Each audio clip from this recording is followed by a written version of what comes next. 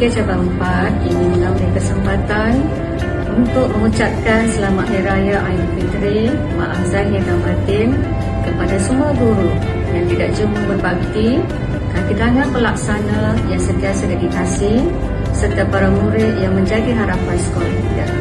Sesungguhnya Aidilfitri adalah masa untuk kita memperkukuh ukhuwah dan menyemai semangat insan sejahtera yang beradab dan berilmu, selaras dengan pendidikan negara kita. Marilah kita jadikan sambutan ini sebagai inspirasi untuk terus merapatkan jurang dan meningkatkan mutu dalam setiap usaha kita di sekolah.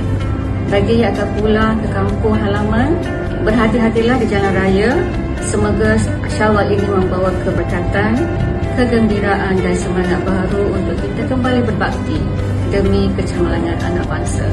Sekali lagi, Selamat Hari Raya Aidilfitri daripada saya dan pihak pengurusan SMK Cabang 4. Merapatkan jurang, meningkatkan mutu, meraih kejayaan bersama.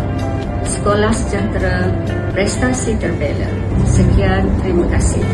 Kami Barisan Exco mewakili warga SMK Cabang 4 ingin mengucapkan Selamat Hari Raya Aidilfitri.